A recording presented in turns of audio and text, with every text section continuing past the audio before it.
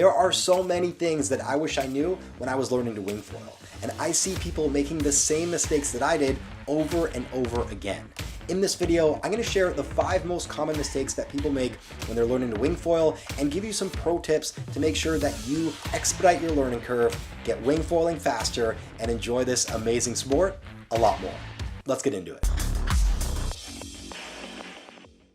Hey guys, thanks for tuning into the channel. Blaise here with West Coast Wing Foil, and let's dive into the 5 most common mistakes that beginners make when they're learning to wing foil. The most common mistake that people new to wing foiling make is that they buy the wrong gear. This can stunt or completely ruin your learning curve because when it comes to wing foiling, gear is important. I have a full video on the gear that you need based on your body size and riding conditions, but I'd say out of all the key pieces, board size will be the most important factor for getting you up on foil when you're starting out. There is a very simple formula to know what board size you need when you're starting out.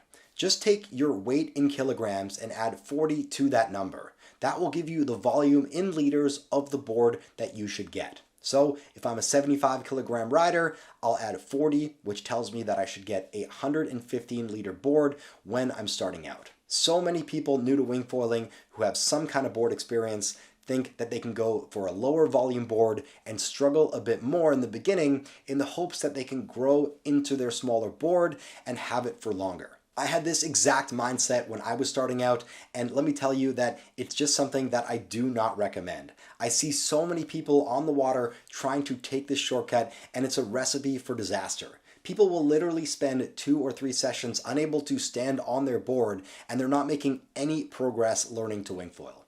When you're starting out, a big board will allow you to stand comfortably, it will significantly reduce your time in the water, and it will give you so much more opportunity to learn how to ride your foil. The second mistake wing foilers make is pumping their wing.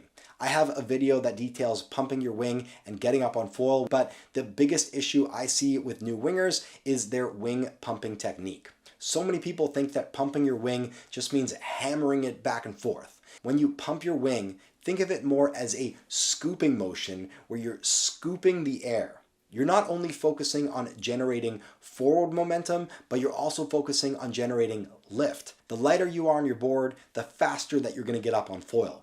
That's also why lighter boards give you an advantage for getting up on foil because there's less weight acting against your lift. So instead of back and forth motion, use a big scooping motion, get your hands nice and high and bring your wing down and towards you. You want to give yourself a nice long power stroke, reset the wing without pushing it back the opposite direction, and continue your scoops until you start feeling the board taking off. The third common mistake I see with beginners is their foot placement and weight distribution. If you're struggling to get up on foil, a lot of beginners think that they need to lean back to generate lift on their foil and bring them out of the water. The problem with this is that if you're going too slow, leaning back will actually cause you to stall and lose all of your momentum. It's a bit counterintuitive, but think of it like an airplane wing trying to take off when it's moving slowly. If you're going too slow, it's just not going to take off, and opening the wing will act like a brake, slowing you down further. What you want to do instead is put more pressure on the foil's front wing by pumping with your legs further towards the front of your board. This is going to load the foil's front wing and activate it to step up like a Stairmaster as you give it pressure.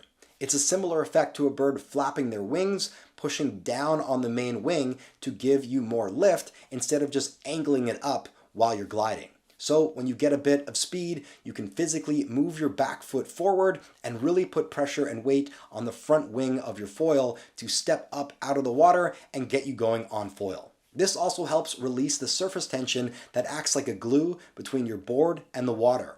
As you're pumping and moving your weight forward, it's going to cause you to bounce up out of the water and release that surface tension that's attached to your board. The next common mistake that I see, and I know I was the culprit of this one, is not being smart with your energy. When you fall off your wingboard, you often are super eager to get back up as fast as possible. I'd go down and just be instantly grabbing my board, erratically trying to flip over my wing, and there was just a kind of chaos in getting myself together with a ton of wasted energy exerted. If you fall into the water, be methodical with your process. Moving slowly is actually going to get you up faster and save you a ton of energy. Try to always follow the same routine. Get your board on the downwind side of you. If your wing has flipped over, grab it closer to the wingtip to flip it right side up. Take a few breaths and then slowly get yourself up onto your board to give it another go.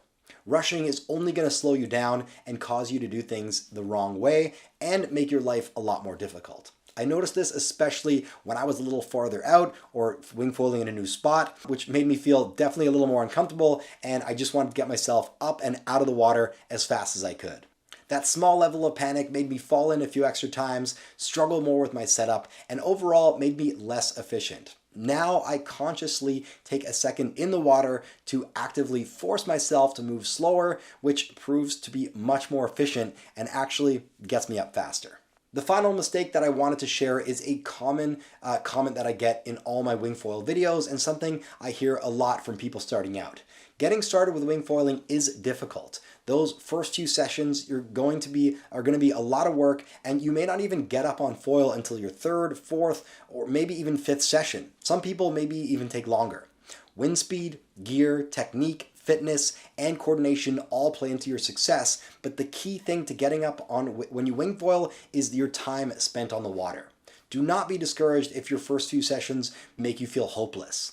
Learn, watch more tutorials, but most importantly, understand that wing foil success is all about time spent on the water. To get going and get better, you just need to spend more time on the water, practicing, struggling, and learning. Everyone goes through this, so try and get yourself out as much as possible in a shorter window of time.